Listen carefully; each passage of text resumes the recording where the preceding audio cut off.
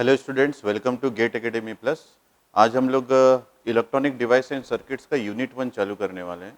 जैसे कि आपका काफ़ी सारा मैसेजेस मुझे आया कि सर आप जो भी सब्जेक्ट डील करेंगे उसके अंदर जो सिलेबस है उसके कंटेंट को थोड़ा एक्सप्लेन कीजिएगा।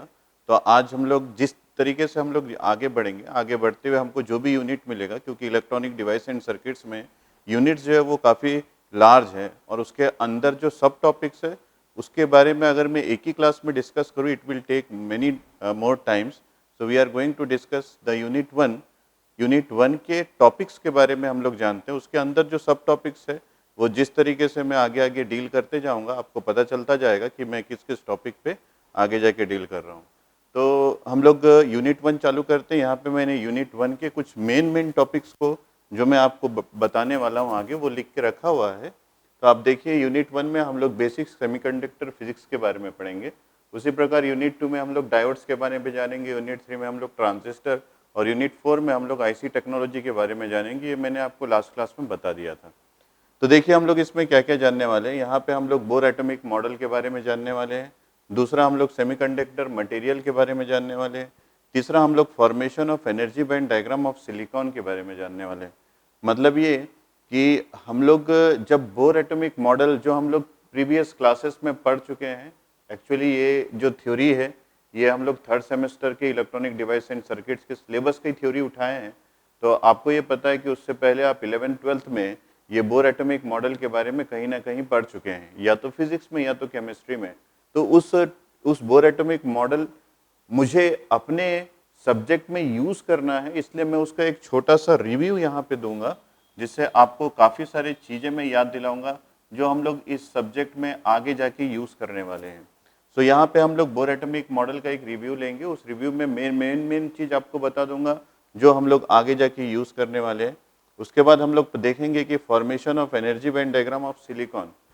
सो आप अगर थोड़ा सा याद करें तो आपको ये याद आएगा कि जब हम लोग बोर एटॉमिक मॉडल जानते हैं तो हम लोग को ऑर्बिट्स के बारे में जानकारी मिलती है, शेल्स के बारे में जानकारी मिलती है हम लोग को, और हम लोग को एनर्जी लेवल के बारे में जानकारी मिलती है। लेकिन कहीं भी हमको एनर्जी बैंड डायग्राम, मतलब ये जो कंप्लीट वर्ड है एनर्जी बैंड, ये हमको नहीं मिलता कहीं पे भी।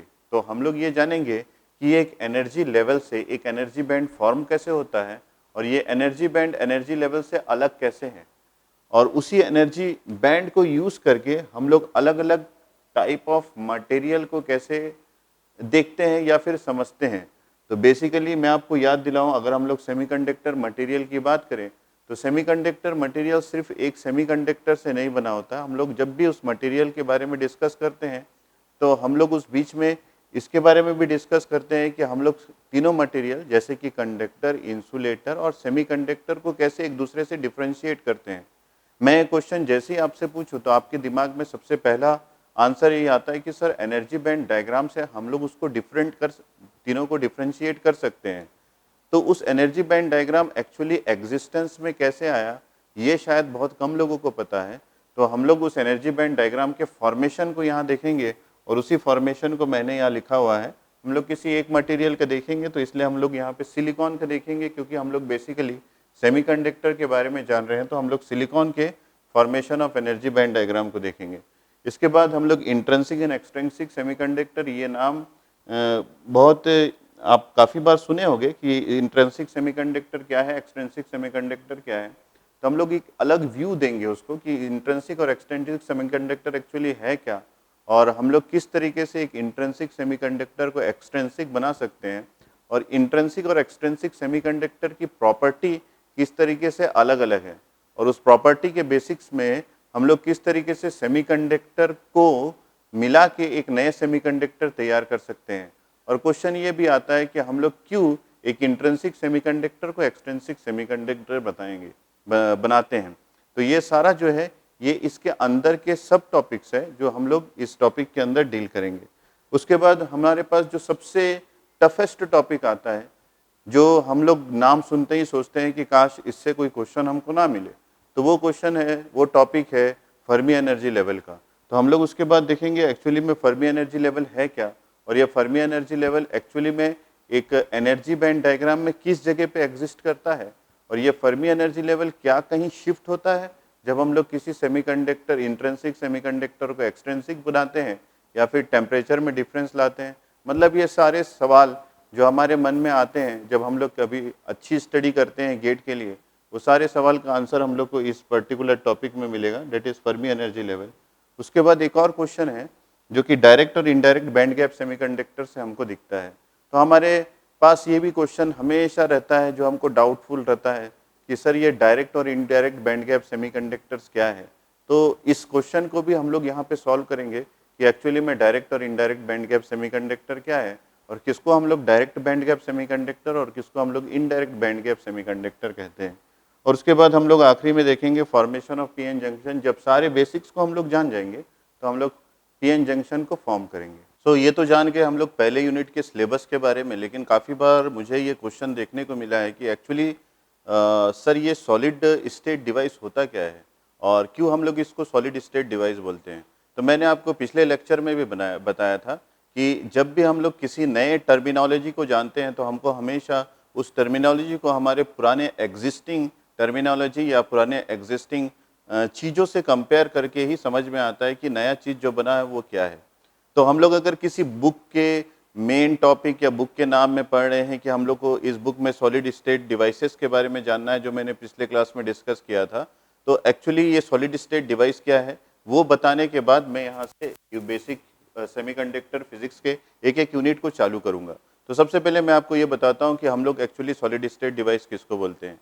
एक्चुअली हम जब सॉलिड स्टेट डिवाइस के बारे में जानना चालू करते हैं तो ये जो सॉलिड स्टेट डिवाइस है इसमें आपको दिख रहा होगा कि हमारे पास मैटर के 3 स्टेट है, एक सॉलिड, एक लिक्विड और एक दूसरा जो है वो गैस है। तो हम लोग अगर एक सॉलिड स्टेट डिवाइस के बारे में बात कर रहे हैं तो ये सॉलिड स्टेट डिवाइसेस एग्जिस्टेंस में आया है अप्रॉक्सीमेटली ये लेट 1950 और अर्ली 1960 के बीच में ये जो सॉलिड स्टेट डिवाइस है ये एग्जिस्टेंस में आया है। तो इसका मतलब क्या है कि हमारे पास जो डिवाइस आज की डेट में है उस डिवाइस को हम लोग सॉलिड स्टेट डिवाइस बोलते हैं। तो कौन सी डिवाइस हमारे पास है आज की डेट में? हमारे पास जो डिवाइस है वो है डायोड, ट्रांजिस्टर, आईसी। मतलब ये डायोड, ट्रांजिस्टर, आईसी जो हमारे पास आज की डेट में है जो है ये सॉलिड स्टेट डिवाइस में आता है। तो मैं यहाँ पे नाम लिख रहा हूँ, हमारे पास है डायोड, हमारे पास है ट्रांजिस्टर, हमारे पास है तीसरा ये जो है वो आईसी है, जो हमारा नेक्स्ट क्लासेस यूनिट्स भी है। तो ये तीनों चीज़ें जो है ये सॉलिड स्टेट डिवाइस में आता है। तो इस डिवाइस की खासियत क्या है उसको पहले सबसे हम लोग जानते हैं। इस डिवाइस, तीनों डिवाइस की खासियत, सिमिलरिटी इन तीनों में ये है कि इन तीनों डिवाइस में हमारे पास जो इलेक्ट्रॉन होता है, मैंने आपको पिछले क्लास में भी बताया कि मैं शुरू से आखिरी तक ये दिखाने की आपको कोशिश करूंगा कि इलेक्ट्रॉन्स जो है वो कहाँ से कहाँ जा रहा है। तो यहाँ पे भी ये तीनों जो प्रकार के डिवाइसेस आपको यहाँ पे दिख रहे हैं, ये तीनों डिवाइसेस में हमारे पास 2 चार्ज पार्टिकल फ्लो होते हैं। एक चार्ज पार्टिकल को हम लोग इलेक्ट्रॉन बोलते हैं और दूसरा चार्ज पार्टिकल जो है वो होल होता है। मतलब ये तीनों डिवाइसेस में जो चार्ज पार्टिकल जिसकी वजह से इन तीनों डिवाइस में कंडक्शन पॉसिबल है वो चार्ज पार्टिकल इलेक्ट्रॉन्स और होल्स है। तो इलेक्ट्रॉन्स मतलब ये एक नेगेटिवली चार्ज पार्टिकल है और होल्स मतलब ये एक पॉजिटिवली चार्ज पार्टिकल है। सो ये जो है ये एक पॉजिटिवली चार्ज पार्टिकल है। मतलब अगर मैं सॉलिड स्टेट डिवाइस को एक एक पॉइंट देखूं तो ये 1950 से 60 के बीच में आया है। डायोड, ट्रांजिस्टर, आईसी को हम लोग सॉलिड स्टेट डिवाइस बोलते हैं और इसमें 2 प्रकार के चार्ज पार्टिकल फ्लो होते हैं, एक पॉजिटिव और दूसरा है नेगेटिव। ये पॉजिटिव और नेगेटिवली चार्ज पार्टिकल्स जो है इस डिवाइस के अंदर फ्लो होते हैं, इस डिवाइस के अंदर फ्लो होते हैं। मतलब सेमीकंडक्टर में 2 चार्ज पार्टिकल होते हैं, एक इलेक्ट्रॉन्स होते हैं और दूसरे होल्स होते हैं। लेकिन आप एक कंडक्टर की बात करेंगे तो कंडक्टर में होल्स का एग्जिस्टेंस आप नहीं देख सकते। कंडक्टर में अगर कोई कंडक्शन हो रहा है या फिर करंट फ्लो हो रहा है तो कंडक्टर में जो करंट फ्लो होता है वो सिर्फ इलेक्ट्रॉन्स के मूवमेंट से होता है। तो आप देखिए डिफरेंस क्या है कि सॉलिड स्टेट डिवाइस में जो कंडक्शन होता है वो कंडक्शन एक्चुअली इलेक्ट्रॉन्स और होल्स के दोनों की वजह से होता है। लेकिन नॉर्मल कंडक्टर की बात करेंगे तो उसमें जो करंट फ्लो होता है वो सिर्फ और सिर्फ इलेक्ट्रॉन्स की वजह से होता है। और इसमें हम लोग 4th पॉइंट में आएंगे तो ये जो सॉलिड स्टेट डिवाइस है इसको इंजीनियरिंग, इसको कुछ इंजीनियर्ड ऐसा किया गया है कि ये मेनली 2 एप्लीकेशन में काम आता है। एक हम लोग बात करें तो ये मेनली ये स्विच के लिए काम आता है और दूसरा जो है ये एम्पलीफिकेशन के लिए काम आता है। तो मैं एक सॉलिड स्टेट डिवाइस के बारे में अगर ये सारा चीज लिखूं तो आपको ये सारा चीज पता होगा कि हमको ये पता है सर कि हमारे पास डायोड ट्रांजिस्टर आईसी जो है वो सॉलिड स्टेट डिवाइस है, क्योंकि हमारे सॉलिड स्टेट डिवाइस के बुक में ही ऐसा लिखा रहता है कि पहला हम लोग को डायोड पढ़ना है, ट्रांजिस्टर पढ़ना है, आईसी पढ़ना है। दूसरा, हमारे पास जो चार्ज पार्टिकल है वो इलेक्ट्रॉन्स और होल्स है, ये भी हमको पता है, और बेसिकली हम लोग इसको स्विच और एम्पलीफिकेशन के लिए यूज करते हैं। So how do we compare this device with the other device? तो दूसरा हमारे पास कौन सा डिवाइस है जिससे हम लोग इसको कंपेयर करते हैं? वो बेसिकली हमारे पास एक वैक्यूम ट्यूब है। और एक्चुअली ये वैक्यूम ट्यूब क्या है कि इसमें हम सॉलिड मटेरियल में कोई भी चार्ज का फ्लो नहीं करते, इसको हम लोग एक वैक्यूम ट्यूब में इलेक्ट्रॉन्स का फ्लो करते हैं। तो हम लोग अगर 1950 से 1960 के अर्ली के स्टेज देखें तो उस समय हम लोग बिफोर 1950 की बात करें तो हम लोग बिफोर 1950 में हम लोग ट्रांजिस्टर को यूज नहीं करते थे। हम लोग किसको यूज करते थे? हम लोग ट्रायोड को यूज करते थे। तो ये ट्रायोड और ये ट्रांजिस्टर में अंतर क्या है? तो अगर मैं एक डायग्राम के थ्रू आपको बताऊं तो आपको ये पता चलेगा कि हम लोग ट्रांजिस्टर को कुछ इस तरीके से बनाते हैं। ये हमारे पास एक ट्रांजिस्टर का डायग्राम है जिसमें हमारे पास 3 टर्मिनल है। इस टर्मिनल को हम लोग बेस टर्मिनल बोलते हैं, this is known as collector terminal and this is known as emitter terminal. अगर हम लोग इस तरीके से डिजाइन करें, ये एक सिंबल है ट्रांजिस्टर का। लेकिन अगर हम लोग बिफोर 1950 की बात करें तो बिफोर 1950 हम लोग जिस डिवाइस को यूज करते थे वो एक ट्रायोड था। और ट्रायोड में हमारे पास क्या होता था? हमारे पास एक इलेक्ट्रॉन गन होता था। इलेक्ट्रॉन गन, अगर हम लोग उस समय के सिलेबस को स्टडी करें तो हम लोग को ये चीज मिलेगा, इलेक्ट्रॉन गन, और जिसको हम लोग यहाँ पे कैथोड के नाम से जानते हैं, this is known as cathode. तो ये जो है ये एक नेगेटिव इलेक्ट्रोड होता था। ये कैथोड क्या है? This is nothing but A negative electrode. और इसके बीच में हमारे पास एक ग्रिड होता था, दिस इज द ग्रिड। ये जो है ग्रिड, ये कितने इलेक्ट्रॉन्स इस एनोड के पास आएंगे इसको वो तय करता था। How many electrons will come to this anode, this will be decided by this grid. So हमारे पास एक एनोड होता था। तो आप इन दोनों को कंपेयर करें तो आपको ये पता चलेगा, यहाँ पे हमारे पास 3 टर्मिनल जो है वो, एक टर्मिनल हमारे पास कैथोड है, दूसरा बेस है, तीसरा एक टर्मिनल हमारे पास कलेक्टर है, दूसरा बेस है और तीसरा एमीटर है। इसी प्रकार अगर हम लोग यहाँ पे देखें तो यहाँ पे हमारे पास 3 टर्मिनल जो है वो कैथोड, ग्रिड और एनोड है। और इन तीनों के बीच में जो ये स्पेस होता था, ये स्पेस एक्चुअली वैक्यूम होता था। ये स्पेस एक्चुअली वैक्यूम होता था। तो एक्चुअली में यहाँ पे जो करंट फ्लो होगा वो सेमीकंडक्टर के अंदर करंट फ्लो होगा, जो कि पॉजिटिव और नेगेटिव दोनों प्रकार के चार्ज पार्टिकल की वजह से होगा।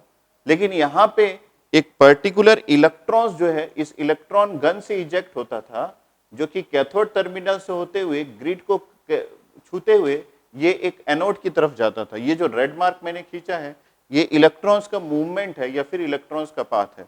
लेकिन आप यहाँ पे देखेंगे तो ये एक सॉलिड स्टेट डिवाइस है। यहाँ पे इलेक्ट्रॉन कुछ इस तरीके से मूव होता है, like this. It will flow from emitter to base and base to collector, like this. So अगर आप इन दोनों को कंपेयर करेंगे तो ये पूरा मटेरियल जो है वो सेमीकंडक्टर का बना हुआ है। उस सेमीकंडक्टर के अंदर इलेक्ट्रॉन्स का मूवमेंट हो रहा है।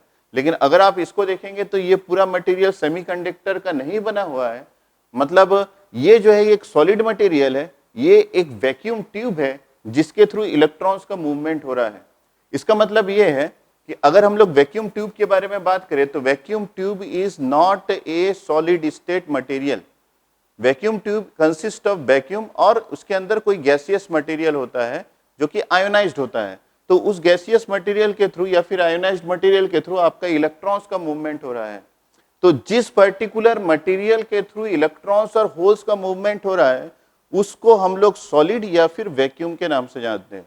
अगर वैक्यूम ट्यूब के थ्रू इलेक्ट्रॉन्स का मूवमेंट हो रहा है तो वो वैक्यूम ट्यूब के अंदर आता है। अगर सॉलिड सेमीकंडक्टर के अंदर इलेक्ट्रॉन्स का मूवमेंट होता है तो वो जो डिवाइस उससे कंस्ट्रक्ट होता है उस डिवाइस को हम लोग सॉलिड स्टेट डिवाइस बोलते हैं। तो अगर मैं आपको और याद दिलाऊं तो आपने लैब में सीआरओ देखा होगा। उस सीआरओ में हमारे पास सीआरटी ट्यूब होता है, कैथोड रे ट्यूब। तो कैथोड रे ट्यूब एक्चुअली क्या होता है, उसमें हमारे पास एक इलेक्ट्रॉन गन होता है लाइक दिस, और उसमें हमारे पास डिफ्लेक्शन प्लेट्स होते हैं लाइक दिस। सो ये जो है ये vertical deflection plate like this, this is horizontal deflection plate like this, और हमारे पास एट लास्ट एक फॉस्फर ब्रोंज का स्क्रीन होता है।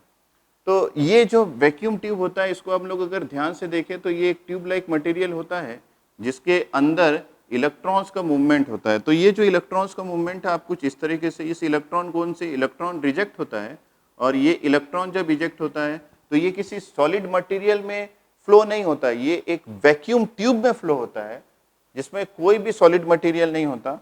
और ये डिफ्लेक्शन प्लेट्स जो लगे होते हैं, ये उस इलेक्ट्रॉन को किस पर्टिकुलर डायरेक्शन में मूव करना है वो इसे बताता है।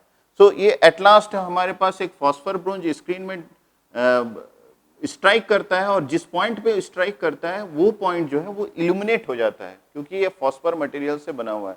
और वही इल्यूमिनेटिंग स्क्रीन जो है हम लोग को एक पर्टिकुलर शेप देता है।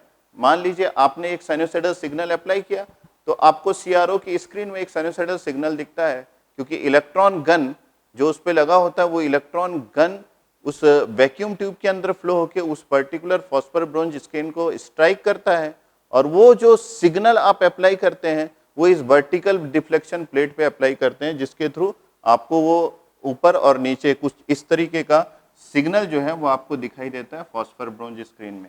सो ये बेसिकली आप लोग इसको डेप्थ में जानेंगे तो आपको ये पता चलेगा कि बेसिकली एक सीआरओ बनता कैसा है। मेरा पॉइंट ऑफ डिस्कशन यहाँ पे ये नहीं है कि एक्चुअली सीआरओ कैसा बनता है, मेरा पॉइंट ऑफ डिस्कशन ये है कि एक सॉलिड स्टेट मटेरियल और एक वैक्यूम ट्यूब मटेरियल में क्या डिफरेंस है। तो कई लोगों को ये क्वेश्चन आ रहा है, तो यहाँ पे हम लोग जो है सेकंड पॉइंट अगर इसी का देखें तो सेकंड पॉइंट इसका जो हमारे पास है ये है सीआरओ, या फिर हम लोग अगर रेडार या माइक्रोवेव सिग्नल को जनरेट करना चाहें तो उसमें हम लोग जो क्लिस्ट्रॉन ट्यूब यूज करते हैं, ये क्लिस्ट्रॉन ट्यूब भी हमारे पास वैक्यूम ट्यूब से ही बनता है। तो ऐसा नहीं है कि हम लोग बिफोर 1950 ही वैक्यूम ट्यूब का यूज कर रहे थे, हम लोग आज की डेट में भी वैक्यूम ट्यूब से माइक्रोवेव सिग्नल को जनरेट करते हैं। तो इसमें हमारे पास थर्ड पॉइंट में हम लोग ये देखें कि यहाँ पे हम लोग इलेक्ट्रॉन्स और होल्स दोनों को कंडक्शन मटेरियल की तरह यूज कर रहे हैं, लेकिन यहाँ पे सिर्फ और सिर्फ इलेक्ट्रॉन जो है वही करंट को कंडक्ट कराने में हेल्प करता है, मतलब यही इलेक्ट्रॉन जो है ये चार्ज कैरियर है। और फोर्थ हम लोग देखें तो हम लोग इसको बेसिकली एक हाई फ्रीक्वेंसी सिग्नल को जनरेट करने के लिए यूज करते हैं, और ये जो है in the order of gigahertz, ये in the order of gigahertz, जैसे क्लिस्ट्रॉन है, माइक्रोवेव सिग्नल्स है, इस तरीके के सिग्नल को जनरेट करने के लिए हम लोग वैक्यूम ट्यूब्स को यूज करते हैं। दूसरा हम लोग और इसके बारे में जाने तो ये एक डिवाइस जो हम लोग वैक्यूम ट्यूब यूज करते थे 1950 के पहले, इसका ड्रॉबैक क्या था जिसकी वजह से हम लोग सॉलिड स्टेट डिवाइस में आए। इसका ड्रॉबैक ये था कि ये जो डिवाइस है ये हाई वोल्टेज हाई फ्रीक्वेंसी में ही वर्क करता है।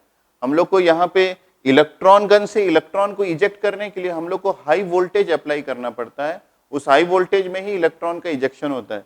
लेकिन ये जो डिवाइसेस है ये सारे डिवाइसेस लो वोल्टेज में भी वर्क करते हैं, और हम लोग इसको लो फ्रीक्वेंसी सिग्नल के एनालिसिस, एम्पलीफिकेशन या स्विचिंग के लिए भी यूज करते हैं।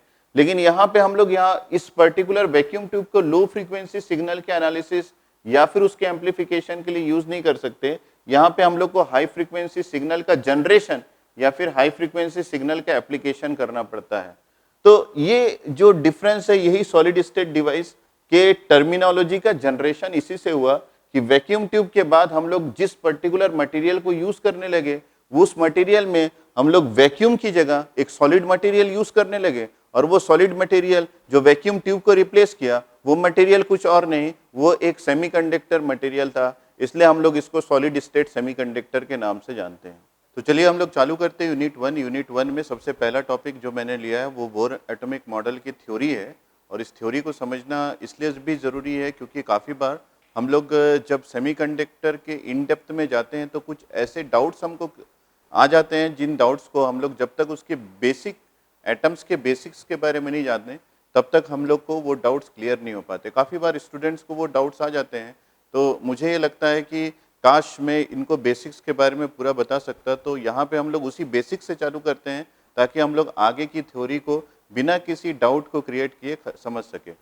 मैं यहाँ पे बोर एटॉमिक मॉडल का एक रिव्यू आपको ले रहा हूँ। तो बोर एटॉमिक मॉडल के 4 पोस्टुलेट्स थे, उन चारों पोस्टुलेट्स को हम लोग समझते हैं, और उन पोस्टुलेट्स के थ्रू हम लोग को काफ़ी सारे डाउट्स जो कि फर्दर क्रिएट होंगे वो एकदम क्रिस्टल क्लियर हो जाएंगे। तो पहला जो बोर एटॉमिक मॉडल का जो पोस्टुलेट्स है वो हम लोग यहाँ पे देखते हैं। उन्होंने ये बोला कि electron move around nucleus in a fixed circular path. Electron जो है वो न्यूक्लियस के अराउंड में एक फिक्स्ड सर्कुलर पाथ में मूव करता है और उस फिक्स्ड सर्कुलर पाथ को हम लोग ऑर्बिट या फिर शेल या फिर स्टेशनरी ऑर्बिट या फिर हम लोग उसको एनर्जी लेवल के नाम से जानते हैं। तो यहाँ पे मैंने लिखा है ये एक फिक्स्ड सर्कुलर पाथ में इलेक्ट्रॉन्स का मूवमेंट होता है और उस फिक्स्ड सर्कुलर पाथ को ही हम लोग ऑर्बिट्स, स्टेशनरी स्टेट्स, शेल या फिर एनर्जी लेवल बोलते हैं।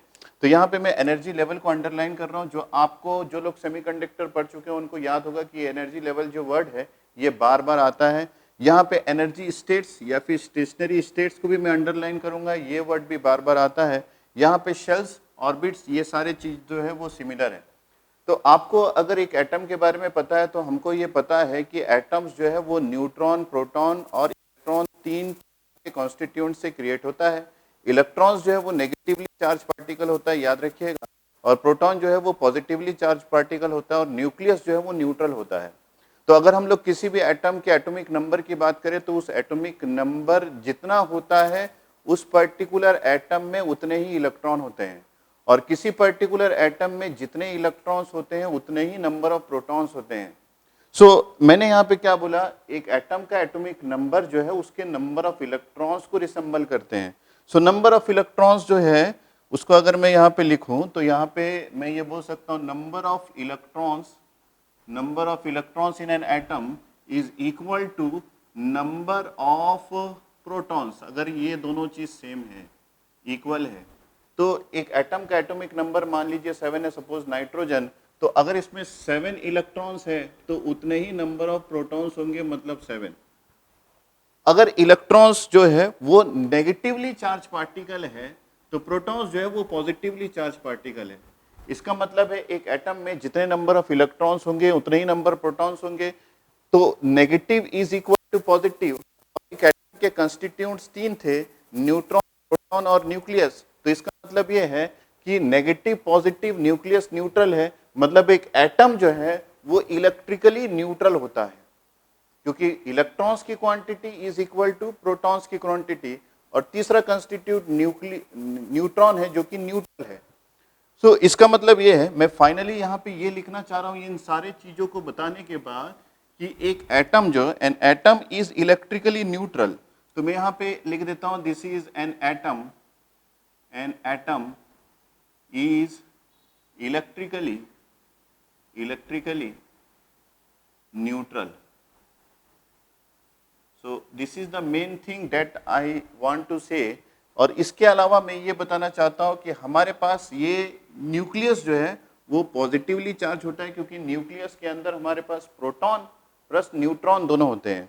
तो ये जो न्यूक्लियस है ये पॉजिटिवली चार्ज यहाँ पे सेंटर पे बना हुआ है, यहाँ पे न्यूट्रॉन प्लस प्रोटॉन दोनों हैं और न्यूट्रॉन प्रोटॉन के दोनों के कॉम्बिनेशन की वजह से, क्योंकि प्रोटॉन पॉजिटिवली चार्ज है और न्यूट्रॉन जो है वो न्यूट्रल है, तो ये जो न्यूक्लियस है ये पॉजिटिवली चार्ज है और उसके अराउंड में काफी सारे फिक्स्ड सर्कुलर पाथ होते हैं और उसी फिक्स्ड सर्कुलर पाथ में इलेक्ट्रॉन्स का एग्जिस्टेंस होता है और ये इलेक्ट्रॉन इसी फिक्स्ड सर्कुलर पाथ में राउंड एंड राउंड सर्कुलेट करते हैं इस न्यूक्लियस के अराउंड।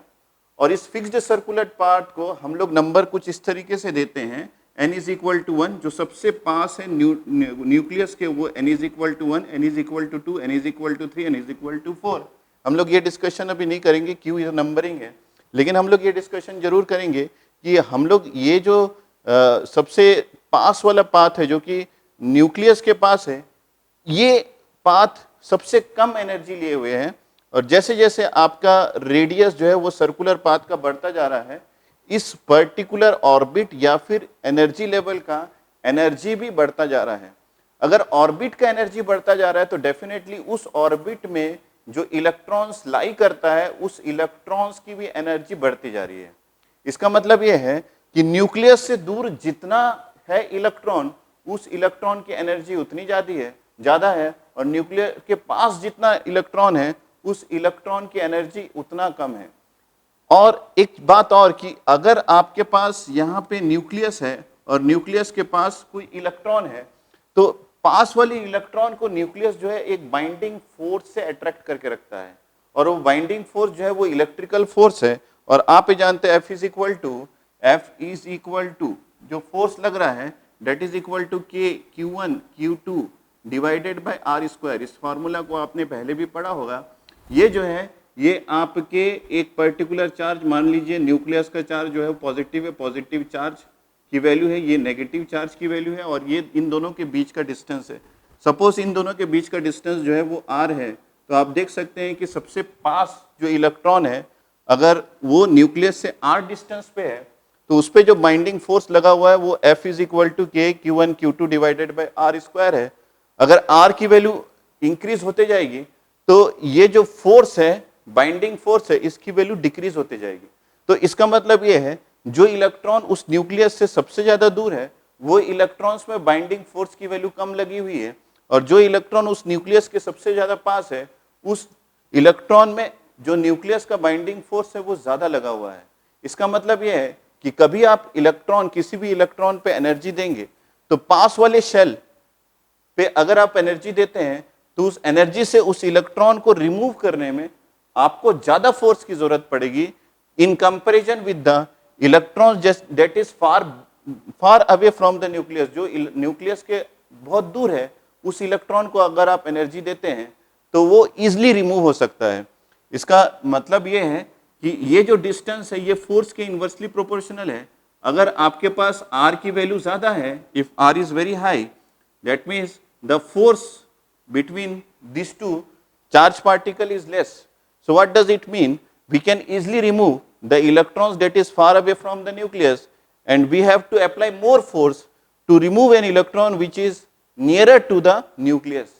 So इन सारे चीजों से मैंने आपको ये बताने की कोशिश की कि आपके पास जो एटम है वो एटम इलेक्ट्रिकली न्यूट्रल है। इसके अलावा आपके पास एक बाइंडिंग फोर्स लगा हुआ है, उस बाइंडिंग फोर्स के कारण ही इलेक्ट्रॉन जो है वो न्यूक्लियस के अट्रैक्शन फोर्स से बाइंडेड रहता है, और जो पास वाला इलेक्ट्रॉन है जो कि n is equal to 1 shell पे है उस पे बाइंडिंग फोर्स जो है वो ज्यादा लगा होता है, और जो दूर वाले इलेक्ट्रॉन से उस पे न्यूक्लियस का बाइंडिंग फोर्स कम होता है, जिसकी वजह से आप इजिली उस इलेक्ट्रॉन्स को रिमूव कर सकते हैं जो far away from the nucleus है, और आपको उस इलेक्ट्रॉन को रिमूव करने में ज्यादा फोर्स लगेगा जो नियरर टू द न्यूक्लियस है।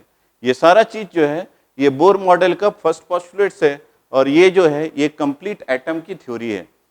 दूसरा हम लोग आते हैं जो हम लोग समझना चाह रहे हैं वो है बोर का सेकंड पोस्टुलेट्स। वो ये बोलता है the orbit of an electron does not change unless energy is added और रिमूव्ड। कोई इलेक्ट्रॉन किसी एक ऑर्बिट पे अगर एग्जिस्ट है, सपोज इस ऑर्बिट पे ये वाला इलेक्ट्रॉन एग्जिस्ट है, मतलब हमारे पास ये जो शेल है इसको हम लोगों ने नेमिंग भी किया है, दैट इज KLMN।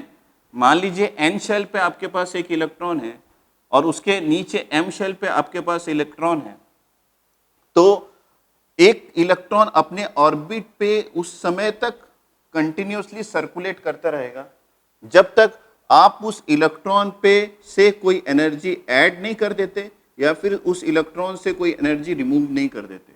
सो वही चीज यहाँ पे लिखा हुआ है, the orbit of an electron does not change. किसी भी इलेक्ट्रॉन का ऑर्बिट चेंज नहीं होता है अनलेस एनर्जी इज एडेड और removed.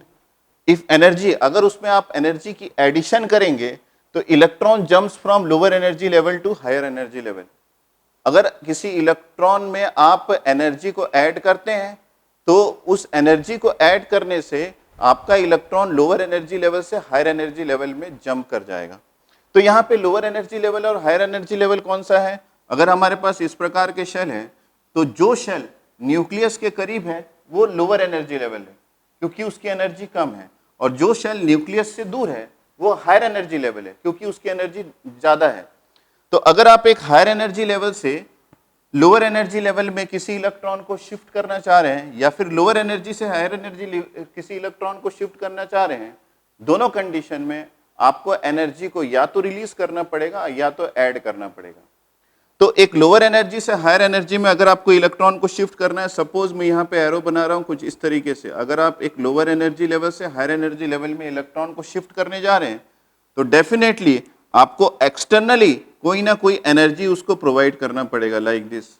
So this is the energy which is provided externally, so we have to provide external energy. और आपको जो एनर्जी प्रोवाइड करनी पड़ेगी वो इतनी ही करनी पड़ेगी जितना इन दोनों एनर्जी लेवल का डिफरेंस है।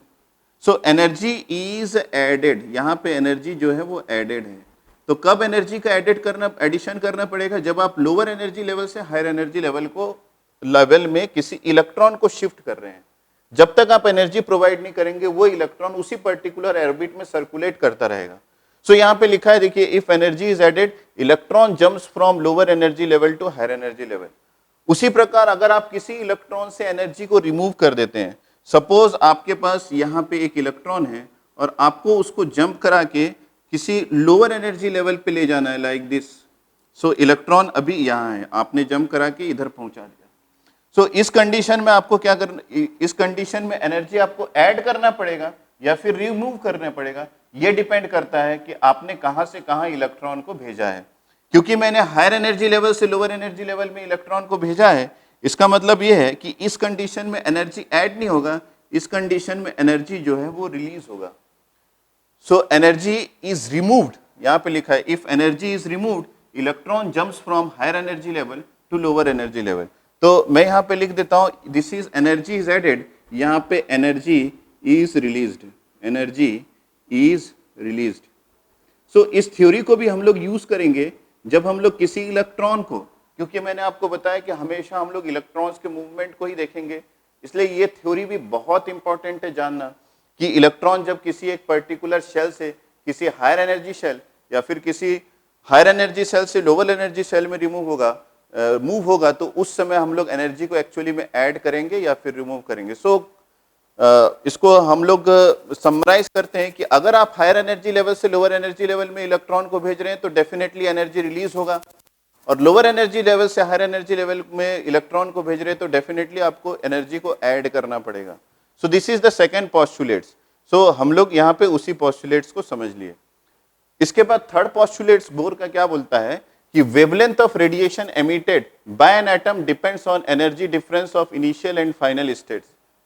सो आप जब भी किसी इलेक्ट्रॉन को एनर्जी प्रोवाइड करेंगे या फिर इलेक्ट्रॉन से एनर्जी रिमूव करेंगे, सो उस समय एक एनर्जी जो रिलीज होता है वो एक स्पेक्ट्रम के रूप में रिलीज होता है, एक लाइट स्पेक्ट्रम के रूप में रिलीज होता है। उस स्पेक्ट्रम को का वेवलेंथ कितना है, उस वेवलेंथ को हम लोग उन दोनों एनर्जी लेवल के डिफरेंस से फाइंड आउट कर सकते हैं, ये बोल रहा है। सो ये एटॉमिक स्पेक्ट्रा की थ्योरी है। एटॉमिक स्पेक्ट्रा क्या बोलता है कि अगर आप किसी इलेक्ट्रॉन को हायर एनर्जी लेवल से लोअर एनर्जी लेवल में शिफ्ट कर रहे हैं तो उस कंडीशन में जो एनर्जी रिलीज होता है उस एनर्जी का एक वेवलेंथ होता है पर्टिकुलर, और उस वेवलेंथ को हम लोग फाइंड आउट कर सकते हैं दोनों एनर्जी लेवल के डिफरेंस से। सो यहाँ पे मैंने यही लिखा हुआ है, E final minus E initial, final energy level minus initial energy level is equal to h c by lambda, where h is the Planck constant and c is the velocity of light and lambda is the wavelength of the light emitted. ये जो है ये wavelength, जिस light को आप emit करेंगे उस light का वेवलेंथ है। सो उसको आप लोग उन दोनों के डिफरेंस, उन दोनों के एनर्जी लेवल के डिफरेंस से फाइंड आउट कर सकते हैं।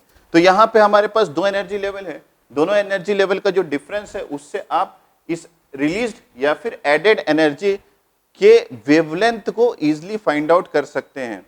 और यहाँ पे मैं एक चीज और आपको बताना चाहूंगा कि ये क्वांटाइजेशन ऑफ स्पेक्ट्रा के बारे में भी बताता है। क्वांटाइजेशन मतलब क्या होता है? क्वांटाइजेशन मतलब पैकेट्स, जो एनर्जी आप किसी इलेक्ट्रॉन को शिफ्ट करने में ऐड कर रहे हैं या फिर रिलीज कर रहे हैं वो एक पर्टिकुलर पैकेट में आता है। पैकेट मतलब उसकी कोई भी डिस्क्रीट वैल्यू नहीं हो सकती, वो एक पर्टिकुलर वैल्यू को लेके ही आएगा। उसको हम लोग किस तरीके से समझेंगे, देखिए, H कांस्टेंट है, C कांस्टेंट है, दो एनर्जी लेवल के बीच का डिफरेंस जो है वो कांस्टेंट है।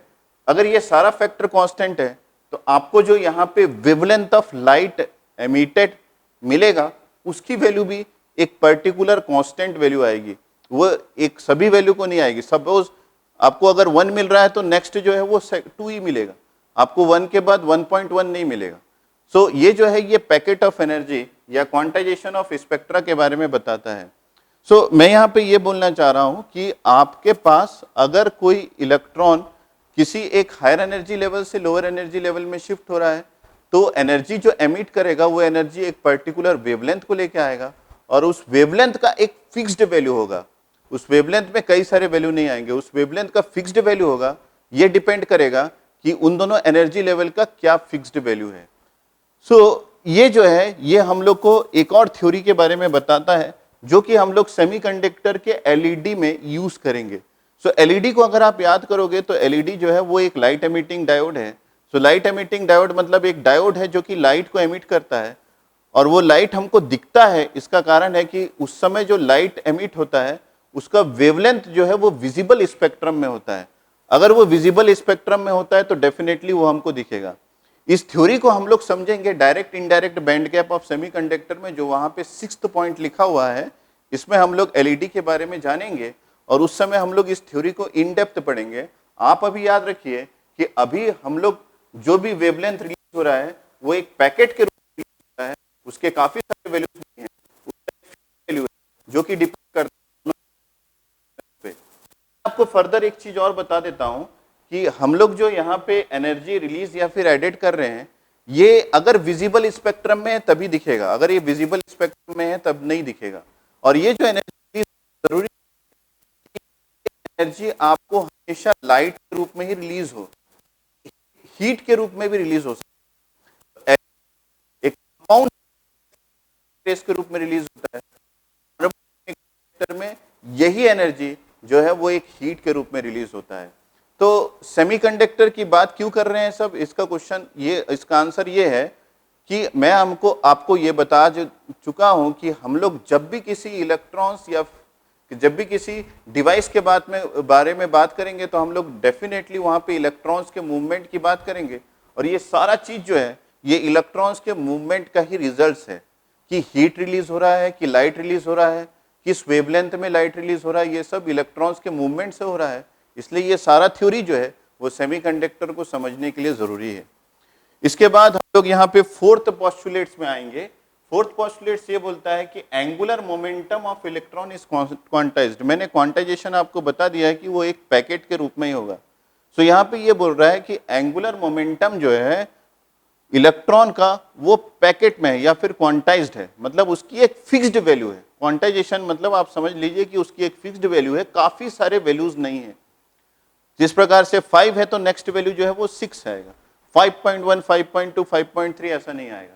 सो हम लोग एंगुलर मोमेंटम कैसे समझ सकते हैं। एंगुलर मोमेंटम मतलब यहाँ पे मैंने एक डायग्राम बनाया, उसमें देखिए ये हमारा न्यूक्लियस है सपोज, और इलेक्ट्रॉन्स जो है वो मूव हो रहा है।